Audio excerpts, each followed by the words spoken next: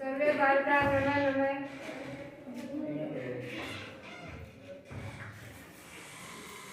आज हम संख्या ज्ञान का टॉपिक पढ़ेंगे। बहुत ही प्यारा टॉपिक है, बहुत ही सरल टॉपिक है और हमारे एग्जाम में 2 नंबरों का ये टॉपिक आता है। संख्या ज्ञान छोटा सा ही है, इसी वीडियो में हमारा ये पूर्ण हो जाएगा। ठीक है, हम संख्या ज्ञान आज स्टार्ट करते हैं। तुम्हारे सिलेबस में 100 से लेकर के 100 से ऊपर की संख्या आएगी, लेकिन हमें याद 100 से पहले भी करनी पड़ेगी, तभी हम कर पाएंगे। तो देखो 1 से लेकर के 4 तक की जो संख्याएं हैं वो तीनों लिंगों में चलती है। 1 से लेकर 4 तक की संख्याएं तीनों लिंगों में चलती है, वो हमें ध्यान रखना पड़ेगा। जैसे देखो 1 है, ये किसमें है?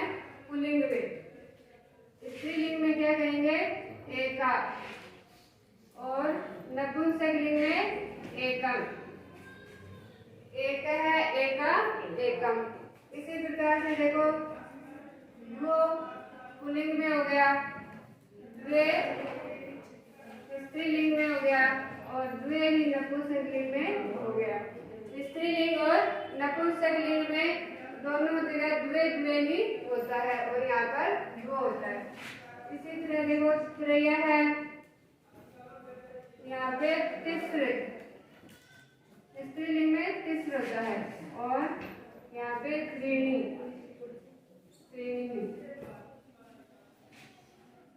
चार को चत्वारः, चतस्र, स्त्रीलिंग में चतस्र और चत्वारि।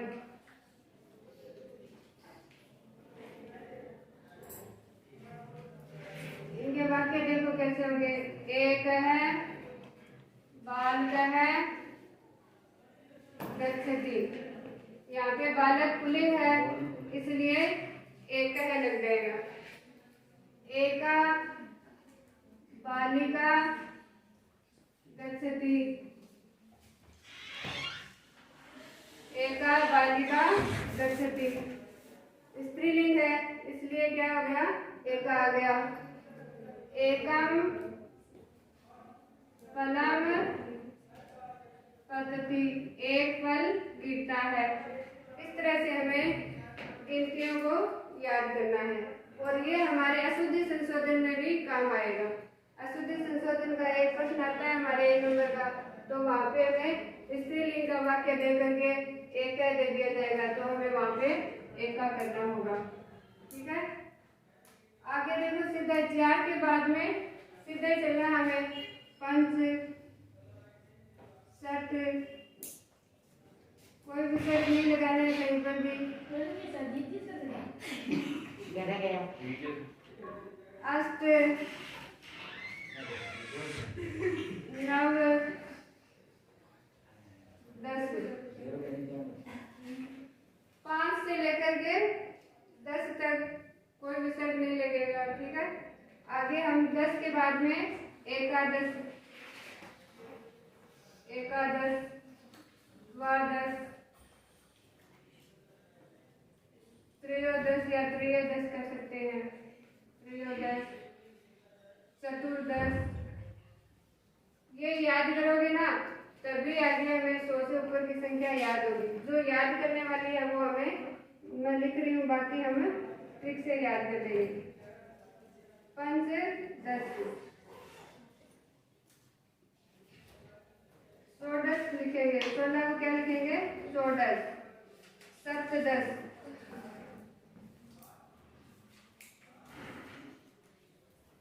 अष्टादश,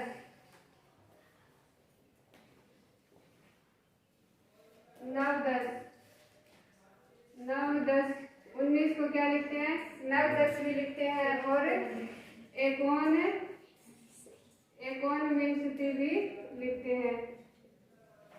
एकोनविंशति दोनों लिखते हैं। 9, 10 लिख दो या एकोनविंशति, 20 से एक कम, और 20 को क्या लिख देंगे? विंशति। इस तरह से ये हमारा सीरियल चलता जाएगा। क्या होता है? 1 विस्ती, 2 विस्ती, 3 विस्ती, इस तरह से होगा। तो फिर हम लोग 20 याद कर लेंगे। 20 के बाद में 30, 30 को क्या कहेंगे? 63। तय के नीचे हलंत लगेगा, ठीक है। सत्य का मतलब क्या होता है? हलंत का मतलब तो 10 होता है, और बिना हलंत का हो वो 100 होता है। समझिए, हलंत लगा हुआ हो वो 10 होता है, और हलंत नहीं लगा हुआ वो 100 होता है। तो हमें याद रखना है कि अगर हलंत तय आता है 30 से लेकर के 50 तक वो हलंत तय आएगा। चतुर्वारी सत्य,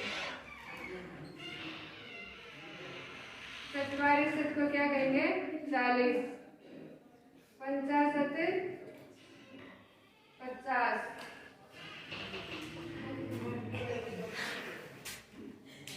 50 के बाद में 60, 50 के बाद में 66, 60। 70 को क्या कहेंगे? सप्तती। सब में विसर्ग लगेगा और सब में छोटी ई की मात्रा लगेगी। कंफ्यूज रहते हो कि कहाँ विसर्ग लगाए और कहाँ पर छोटी ई की मात्रा लगे। 60 से लेकर के 90 तक हमें छोटी ई की मात्रा ही रखनी है और सब में विसर्ग लगाना है। 80, 90 और शतम।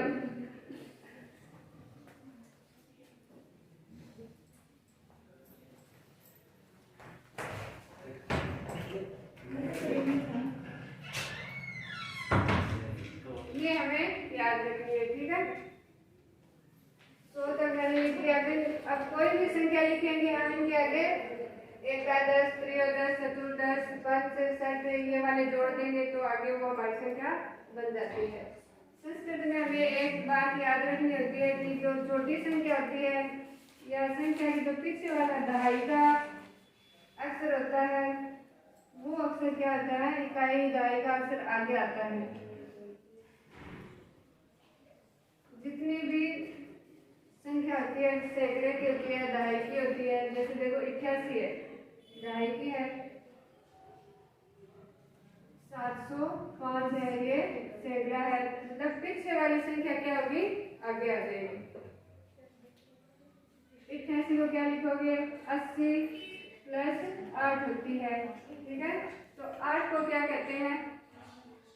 क्या कहेंगे? अष्ट कहेंगे। फिर 80 को क्या कहेंगे? अशीति। क्या कहेंगे? अशीति। तो इन दोनों की संधि करके रूप क्या बन जाएगा? अष्टाशीति। अष्टाशीति रूप है वो बन जाएगा। एक और देखो, ये कितने हैं? 705 है। तो अधिक या उत्तर नाम लिख के हम इसको बना सकते हैं। 7 से 5 अधिक है। अधिक नाम हमें याद रखना है। 700 को क्या कहेंगे? सप्तशती भी कह सकते हैं, या फिर शतम, दोनों रूप हम लिख सकते हैं। शतम, सप्त इस तरह भी लिख सकते हैं, लेकिन हम लोग ये लिखेंगे, ठीक है। तो 705 है, क्या लिखेंगे? पंचाधिक सप्त शतम। पंचाधिक सप्त शतम। समझ में आ रहा है? पीछे वाला जो अक्षर है वो आगे लेकर आएंगे, अधिक का हम प्रयोग करेंगे। जैसे 121 है, 21 को क्या कहेंगे? 1 विंशति। 100 से 21 अधिक है, इसलिए 1 विंशति विंशत्याधिक। यहाँ पे यह संधि बन गई है, विंशत्याधिक मतलब शतम। 100 है इसलिए हम शतम लिखेंगे। 1 शतम नहीं लिखना है। शतम का मतलब ही 100 होता है। आगे देखो 224, 24 को क्या कहेंगे? चतुर्विंशति, चतुर्विंशति। चतुः लिख सकते हैं रुत्व विसर्ग संधि बन करके, चतुर्विंशति। तो यहाँ पे ई और ए मिल करके यह बन जाता है, तो ये रूप बनता है विंशति अधिक द्विशतम, चतुर्विंशति अधिक द्विशतम 224। इसी तरह से हम एक मतलब सवा वाला है, 3 संख्याएं आती हैं, 525 आता है, 650 और 875। ये 3 संख्याएं आती हैं। इनमें हमें सवा, साध और पादोन ये चीज याद रखनी है। मतलब ये चौथा हिस्सा है, इसको क्या कहते हैं? सपाद। और जो आधा हिस्सा होता है 50, उसको क्या कहेंगे? साध। और तीसरा हिस्सा जो होता है वो पादोन। तो इसको हम पंचविंशति इस तरह न लिख करके क्या लिखेंगे? सपाद लिख देंगे। सपाद, सपाद पंचशतम, पंचशतम, 550। इस तरह से बोलते हैं इसको, सपाद पंचशतम। और 50 को क्या बोलते हैं? 650। तो 6.5 को हम लोग क्या कहेंगे? साध कहेंगे, ठीक है? तो साध षटशतम। पादोन का है, पादोन ये कितने? 875 है, तो इसको क्या बोलेंगे? 950 बोलेंगे। तो पादोन नवशतम, मतलब 75 वाला आंकड़ा है वो हमारी जो संख्या लिखी हुई है उससे एक आगे चलेगा। जैसे 8 लिखा हुआ है यहाँ पे, तो बोलने में कैसे आ रहा है? 950 आ रहा है, तो यहाँ पे नवशतम करेंगे, अष्टशतम यहाँ पे नहीं करना है, अष्टशतम करेंगे। तो यहाँ पे क्या हो जाएगा? 7 हो जाएगा। अब ये कितने हैं? 850 है। समझ में आ रहा है?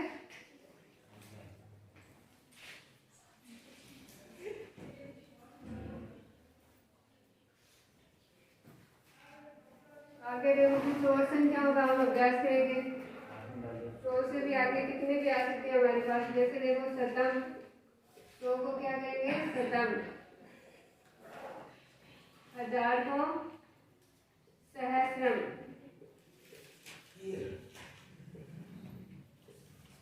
10,000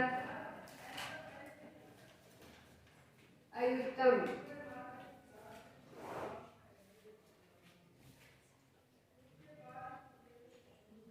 लाख को क्या कहेंगे? लक्ष है।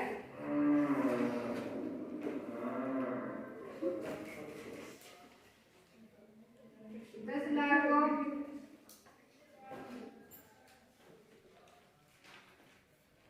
प्रयुक्तम, और कोटि करोड़ है। कोटि को कहते हैं करोड़।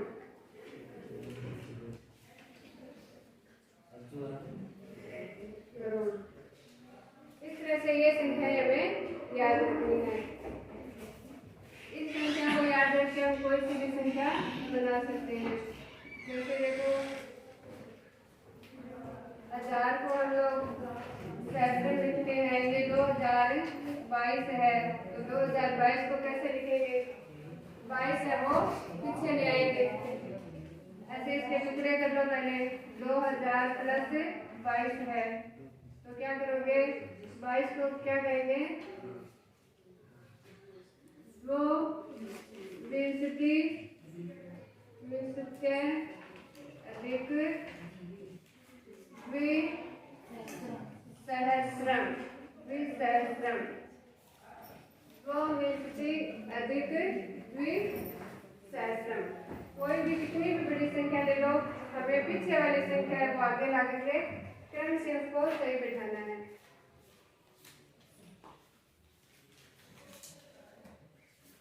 745 है, तो अगर हमें ऐसे सीधे नहीं आए तो हम पहले इनके टुकड़े कर लेते हैं। 700 प्लस 40 प्लस 5, तो ये 5 इसमें जोड़ दिए 45 हो गए। 40 और 5 पहले ये वाली संख्या लो, पंच, फिर ये चतवारिशत, फिर अधिक, आधा तय था ना इसलिए ए इसके अंदर आ गया, तो ये पूरा तय हो गया। यहाँ पे चतवारिशत में हलंत तय था, तो ये पूरा तय हो गया। चतवारिशत अधिक सप्तशतम,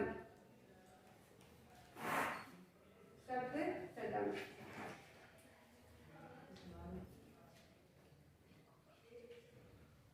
999, 99 को क्या कहते हैं? नवनवति,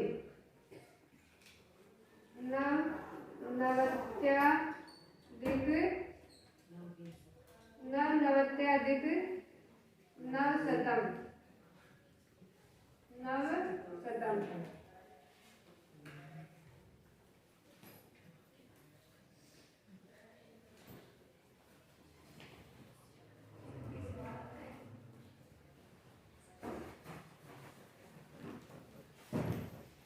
3735 है, तो हमें किस तरह से करना है? बड़ी संख्या आ गई है, तो 3000 प्लस 700 प्लस 35, तो यहीं से ले लो। 35 को क्या कहेंगे?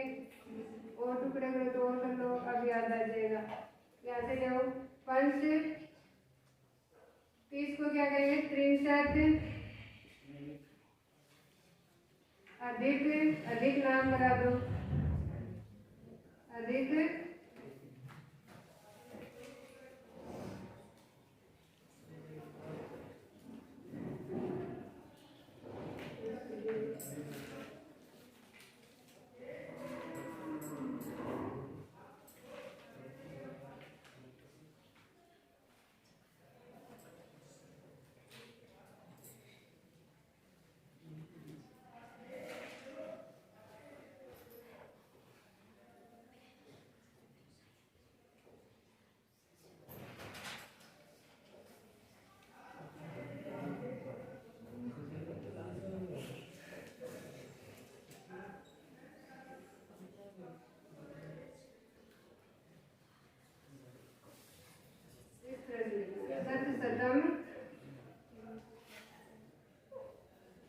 सप्तशतम अधिक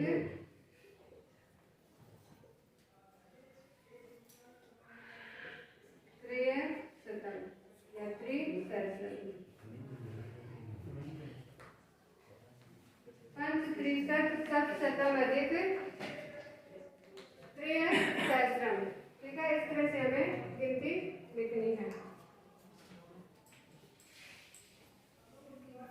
कुछ संख्याओं का और अभ्यास करेंगे।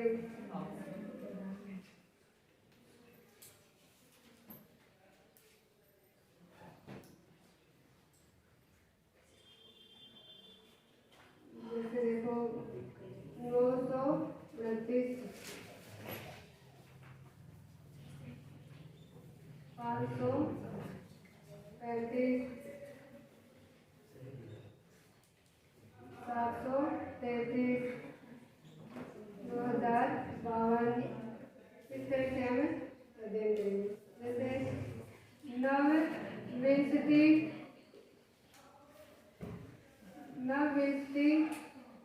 अधिक,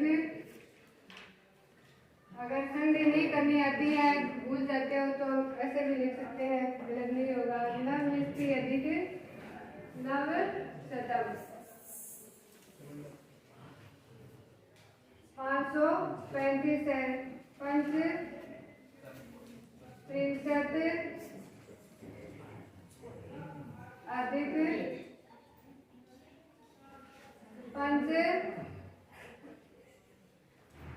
पंचशतम,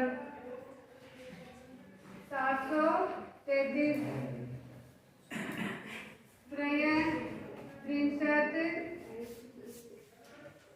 त्रयत्रिंशत सप्त अधिक सप्तशतम 9052 है। 250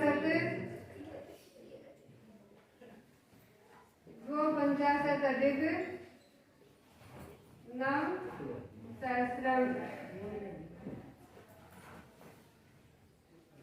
इस तरह से संख्या में याद करनी है।